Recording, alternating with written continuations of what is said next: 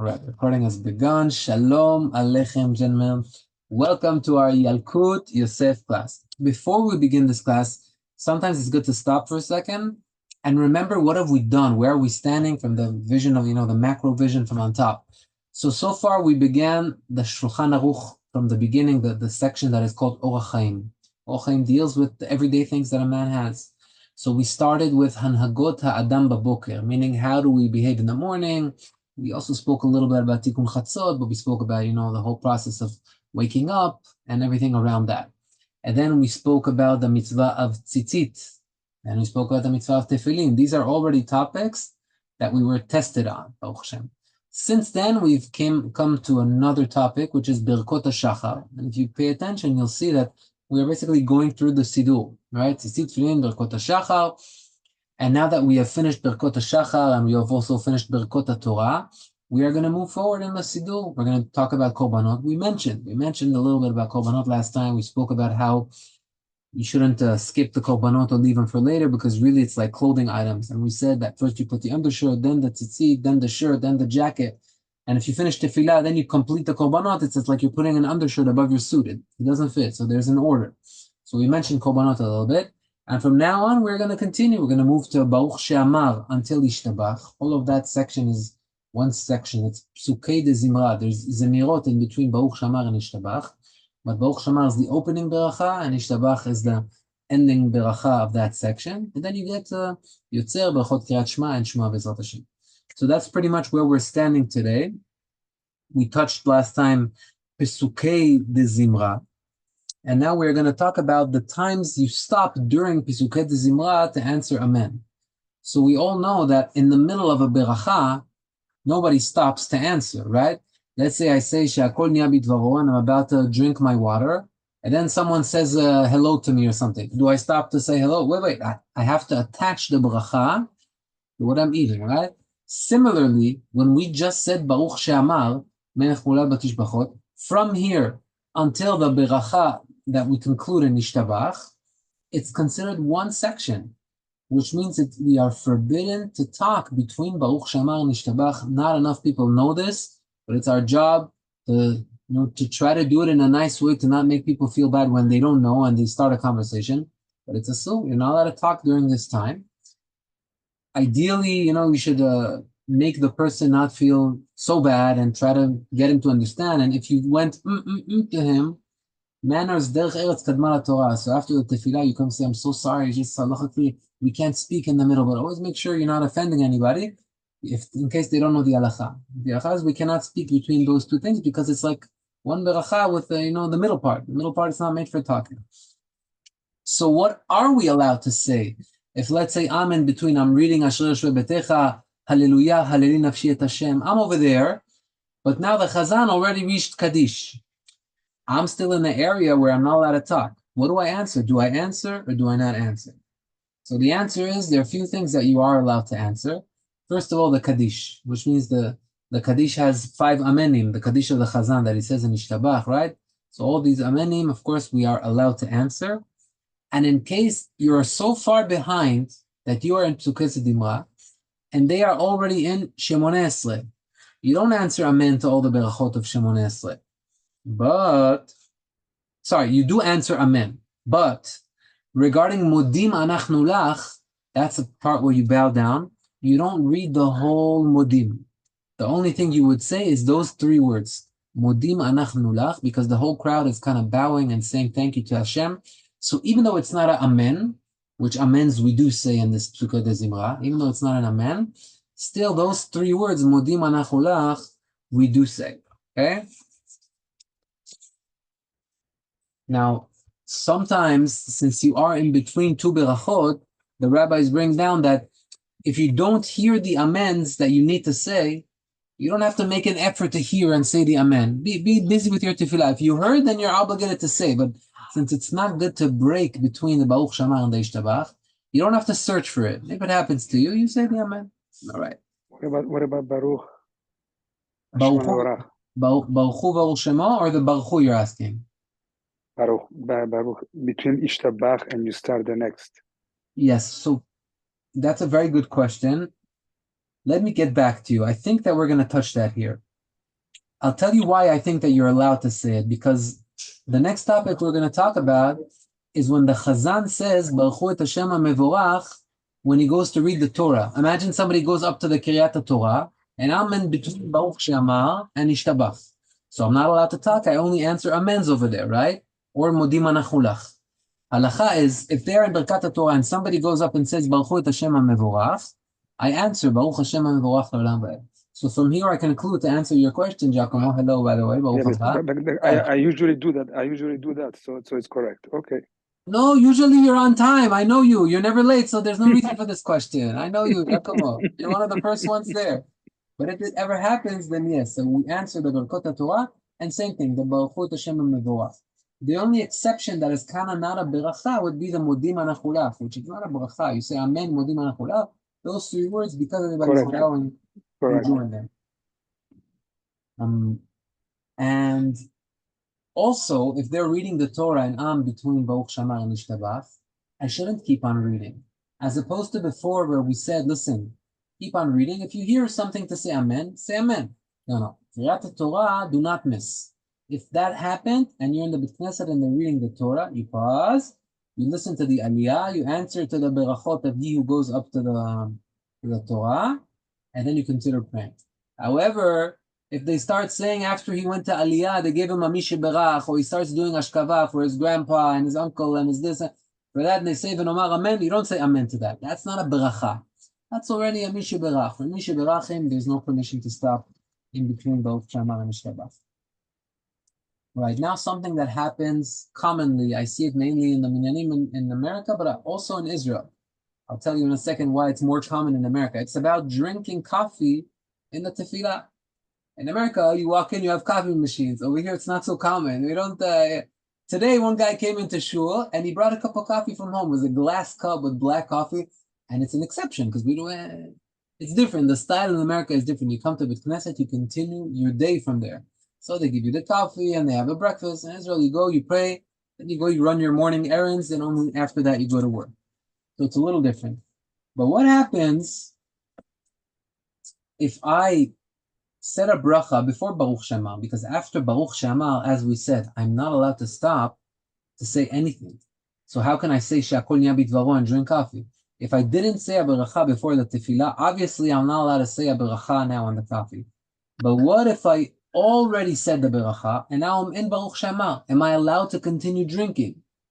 So the fact of the matter is that we see people do it.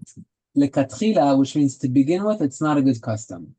Once you've reached already Baruch She'amar, you're in a place where you don't talk, even though you don't say beracha, you should ideally also not drink anymore. You're already in a different world. You climbed. You started climbing the ladders, right? However, it's also disrespectful. It's disrespectful. Very good. This is respectful. It's not, you're already not in the place. You know, in the morning you want to start your engine, you start your engine, but right now you're in the middle of tefillah. The reason you should know, ideally we shouldn't drink or eat before tefillah. The only reason that the rabbis allowed coffee or tea is because it's there to assist us to pray. All right? We can't pray so well, sadly, today. People used to be stronger. Today, if a person doesn't drink his coffee, sometimes the words are not coming out of his mouth. So they said, okay, then we allow, but only black coffee. No milk, because milk already fills him up. But then they said, listen, I can't drink black coffee without milk. It tastes horrible. So we allow you also to add a little milk. Then they said, listen, what's coffee without sugar? It doesn't taste good. I don't enjoy it. Okay, so we allow sugar. So from that awakening, we already allowed you coffee and milk and sugar, but there's a limit. The whole purpose began was so that you're going to be able to focus better on the tefillah.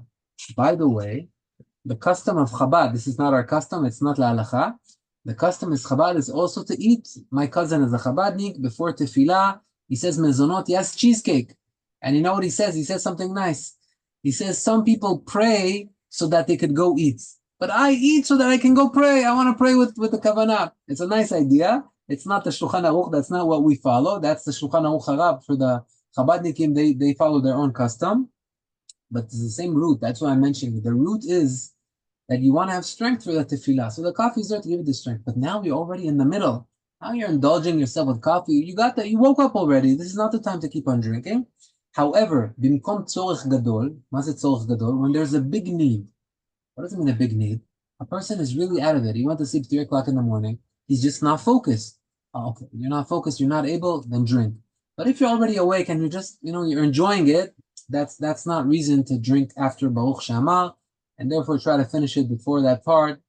And this is, of course, assuming that he said a beracha before. But if he did not say a beracha before, for sure he cannot stop to say a beracha now. You're not allowed to stop that. All right. So we reached already Baruch She'amar.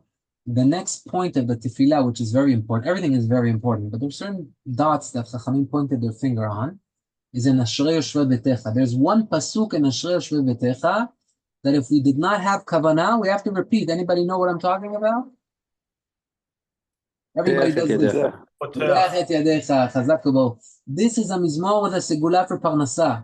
So when we say Potech et yadecha, we're saying Hashem, you are opening your hands and giving the blessing of parnasa to us. A person needs to have in mind in that moment that Hashem is He who gives him the parnasa. It's not me. It's not how much I worked on the deal. It's not how much I was able to convince the clients. Hashem brings the parnasa. Sometimes we forget. So we open our hands and say, Hashem, it's from you. Sometimes, Chachamim say, Achar ha'ma'asim nimshachim ha'levavot. Why am I opening my hands? So I could just say, Hashem, the parnasa is from you. I have to open my hands. But sometimes by doing an action, your heart gets pulled after, which means this reminds me, now I have to remember that the parnasa is from Hashem. So you do an action and it helps you remember. Ziv, I have a question. I pray with Syrians sometimes, mincha. I see during Kaddish, when you say Amen Yehi Shmei Rabbah, they like turn like this. Like, have you ever seen that? Oh my God, I've seen that in the Turkish minyan. One time I've seen that. The Turks do it here in Ra'anana, and I was blown away. And I thought people were waving to me. They turn and they go like this also over here. And for one time, all the Syrians that do that. So what's the purpose? They wave also? Yeah, all the Syrians. Very interesting. I don't know. I asked for the custom. No one knew what to tell me. They just do. I have no idea how that arrived. It's not something that appears in the Shulchan Aruch, but you should ask them. It's very usually the customs have a nice root. That's nice to hear what would be the reasoning behind it. But I couldn't get from the Turks. I couldn't get a reason to why they do that. Anyway, back to Ashrei Yoshvei Betecha. If you finished Ashrei Yoshvei Betecha and you said, "Oh my God, there was Potech et Yadecha," I don't even remember saying it. Obviously, I said it because I was mumbling, but I wasn't there. Then you have to repeat the pasuk. Say, before I'm continuing right now to Hallelujah, Hallelujah Nafshi, stop and say, Potech et Yadecha u'mazbiya l'chol chai ratzon. And if you forgot that, all right, then we're not going to tell you after Shemoneh Esrei, now say Potech et Yadecha one more time. You already went too forward. So the key would be that you have another Ashrei. You have a few Ashreis during the day. You have another one in Shacharit right before Uva L'Tzion. So on that Ashrei, have the Kavanah, Potech et Yadecha, that the Parnasah. And when the Mincha comes, also don't forget, we have 3 times a day this Mizmor. Chachamim say that it's a big deal to say this Mizmor 3 times a day. And each time we should make an effort to remember that the Parnasah is from HaKadosh Baruch Hu. All right.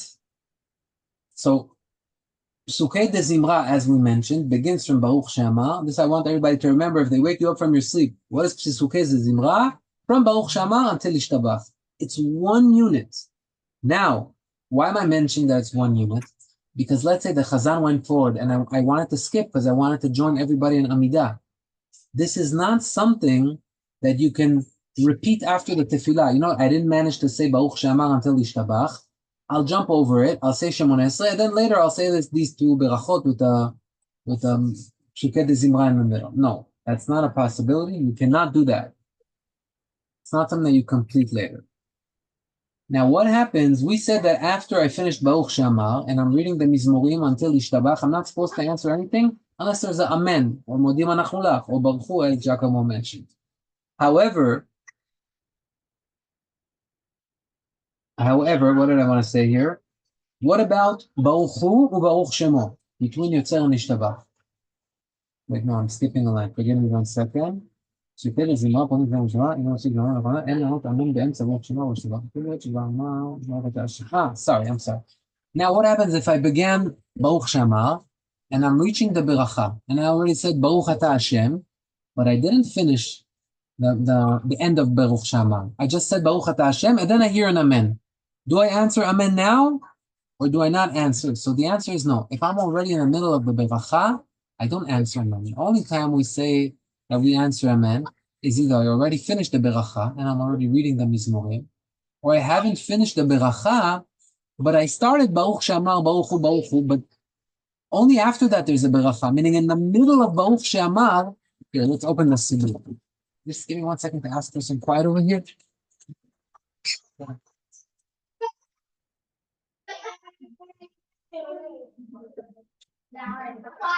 Sorry about that. All right. I got that's a siddur. Now look what I mean when I say in the middle of Baruch She'amar. We have Baruch She'amar, it begins. Baruch She'amar ve'aya olam, Baruch Hu, Baruch Omer ve'oseh, etc. There's still no beracha. At all of this time, I can answer amens. No problem. Then what happens? Baruch ata Hashem Elokeinu melech haolam, hakel la b'rachaman, hamulal b'fei amo. Now I began a beracha. I'm still in the middle of Baruch She'amar, but the beracha began. Once the beracha began, and what begins the beracha? 3 words. Baruch ata Hashem. Once I said the word Hashem, from now on until melech mulal batishbachot, I cannot answer anything. Even if I'm allowed to answer amen during the middle of Pesukei Dezimrah, once I reach the word Hashem until melech mulal batishbachot, I'm locked. Nothing I can answer at that moment, right? It's important to know. A lot of the halachot of Pesukei Dezimrah have to do with what am I allowed to answer and what am I not allowed to answer, because it's not so much to talk about during these are mizmorim that we read, these are pirkei teilim in between, some stuff from the Torah, as a shir, etc. But the main parts that we pay attention to is what are we allowed to say at what point and what not. So it's a little bit, I would say, very dry, I won't say dry halachot, but very technical. It's technical. And to me, yeah, please. Sorry, but let's say you're late and you start Baruch She'amar, and everybody is already at Shema, and you want to catch up very fast. So you can say Ashrei, and then you say Yishtbach, and then you go and you start until you get to the bad after the Amidah. Right. Can you go back after and repeat all these mizmorim from Baruch She'amar that there are in the middle, the Hallelujahs and all of those? You can repeat the mizmorim, but not the berachot, meaning you don't repeat Baruch She'amar and you don't repeat Yishtbach. No, just what you didn't read. Yeah, listen, these mizmorim are chapters of Tehillim. From Tehillim, yes. So it's like you're reading Tehillim. Yes. The point is that it's not like you're completing the tefillah right now. The tefillah is built one step on top of the other.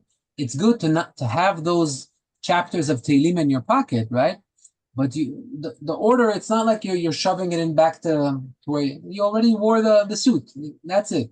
Yes, you should. It's good. It's recommended. Everything that we miss, we should complete. But we should know that we're not really completing it. So the tefillah is already done. This is more like, not to miss it. And also, you feel guilty. Exactly. I think that's true. When a person says, nah, I don't have to repeat, then tomorrow he says, you know what, I might as well come later. I don't have to. No, if you teach yourself that you're gonna, punish yourself, so-called, and not let yourself do that, then you'll be more careful, right? So I like that. Question. I missed the beginning, so I apologize if you covered it. So if you could answer amen for during the tefillot, if you're saying Pesukei Dezimrah and they're up to Shemona Esrei in the Chazara, you could answer amen to those, right? Yes, you can. But what if it's someone else's bracha? Someone is saying Borei Minei Samim in the Kanisa. Can you answer amen to other people's random brachot or only for the tefillot? Very good question. I think Rabbi Vadia touches that, and the answer is you can say. You can say amen to those berachot. You should say. However, the rabbis say for the person saying the berachot, what are you doing? The guy's in the middle of the tefillah. Why are you making him stop to answer amen? So if a lot of times we like saying berachot out loud so that people answer amen, this is not the time. When a person is in Pesukei Dezimrah, when we get to Kanisa in the morning, people put on the talid,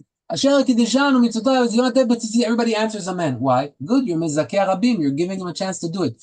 Don't be mezakeh rabim between Baruch She'amar and Yishtbach, right? You could, and he will have to, but why are you stopping him? That's the idea. It's a good question. Okay, all right. Thank you. So that was amen. Everything that we said right now was amen.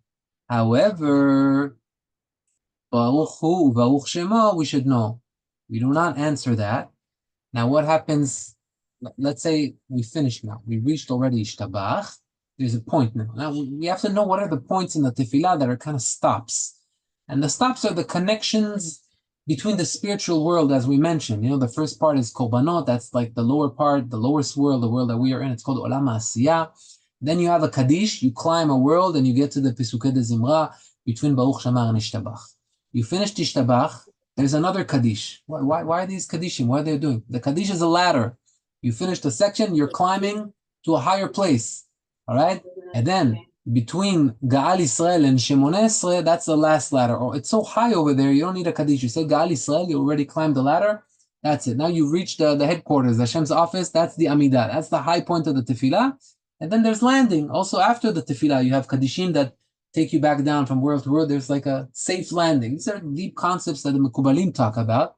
But we should know that that's why we have all these stops in the tefillah. So the next stop before us is once we finish the beracha of yishtabach, right? We read yishtabach. I'm with the open sidur here. It's very helpful. We said, ברוך אתה השם, מלך גדול ומלך ותשבחות, כל ההודעות אדון הנפלאות, בורא כל הנשמות אקסדרה, הבוחר בשירי זמרה, מלך אל חי עולמים, amen. Now there's a kaddish, right? Now, what happens in that point? I reached early. The chazan is still not there. So I have a stopping point now. What happens? So he says, over there, you are allowed to answer Baruch Hu Baruch Shema also. Not just amenim, but since you reached the stop, anything that has to do with kedusha, and we'll touch this point a little bit, anything that has to do with kedusha, you're allowed to say. So of course, Baruch Hu Baruch Shemo and Amen are stuff that have to do with kedusha. Now, some say that if you have that time, don't waste it. The chazan is 3-4 minutes after you. Open a book and learn Torah. You have an opportunity to learn Torah in the middle of the tefillah because he's not there yet. Don't waste the time. The question is, this Torah learning, am I allowed to verbalize? Because we know that the ideal way of learning Torah, of praying, of everything is with moving our lips and hearing. But over here, I'm in a point where I'm basically in the middle of the tefillah. We said that from Baruch She'amar until Yishtabach, we're not allowed to talk. We're also not allowed to talk here. The difference is that if there's something of kedusha, then we are allowed to address it, as well as Torah learning. At this point, between Yishtabach and Yotzer, we are also allowed to learn Torah. I heard 2 great rabbis, each one say something else about whether I should verbalize or not. Rav Yalkut Yosef, Rav Yitzchak Yosef, the author of the book that we are learning, says better not to verbalize. Learn Torah, open a book, read it, but read in your mind, because at the end of the day, it's not so ideal to stop. Rav Budbul, which happens to be his brother-in-law, right, the son-in-law of Rav Ovadia Yosef, he says, no, once they allowed us to already learn Torah, it means that this is a stop. If this is a stop, let me learn Torah properly. And he says, if you're learning, of course, verbalize with your mouth. Whatever you do is fine. As long as you're learning Torah, don't let that time get wasted. A lot of times it happens. Someday you have a slow chazan. He starts reading and it's slowly and slowly. I know if I read in my pace, I'll have 5 minutes. It's 5 minutes of learning Torah. You know the value of learning Torah with your tefillin on your head is? Ben Ish Chai talks about it. Do not take off the tefillin until you learn some Torah. You know what it does to your neshama on that day? So don't miss out. If you have that opportunity, have a little book with you, have something, grab a few halachot. Anything that you can in that moment is good. You want to verbalize, you have it to rely on. You want to just say it in your mind, you have it to rely on, but still, you learn Torah. So take advantage of that time. But when we say the Shema, this is the Shema. When you say the Shema, is also learning the Torah. I'm sorry, I didn't understand the question. In the tefillah, when we say Shema Israel, is also part of the part of learning Torah. Yes. Yeah. I mean that doesn't contradict. Shema Israel is also Torah learning, but Shema Israel is at a higher level than Torah learning, assuming that you're saying it in the right time. Remember that we learned that until the 3rd hour of the day, that's the right time to say Shema from the Torah. If you read Shema after the 3rd hour of the day, let's say you went to late minyan and you're only reading Shema at 11 o'clock, the reward you get for reading that Shema is the reward of learning Torah. Correct. But the reward you get if you read it within the first 3 hours is much higher than learning Torah. And that's something we don't hear about, anything that is higher than learning Torah. But that's why reading Shema on time is something very, very high. So all the minyanim, if people start late minyanim and 3rd hour, we're not going to make it. A lot of the times this happens on Shabbat, especially when the day is short and the 3rd hour is at 8:30. Don't miss the Shema. Shema on time is higher than learning Torah. All right? But you're making a strong point that there are other points of learning Torah, but that doesn't contradict what we said. We're just saying that between Yishtabach and Yosef, the Chazan is taking his time. He's still not there. I have time. I could learn Torah. Of course, you're not going to continue without the Chazan because you want to say Baruch Hu and you want to answer the Kaddish. So that's a stopping point. Gain Torah. That's what we were trying to say now. Anybody else want to ask a question, or I saw a hand being raised? No? Okay. Okay, we have 3 minutes left.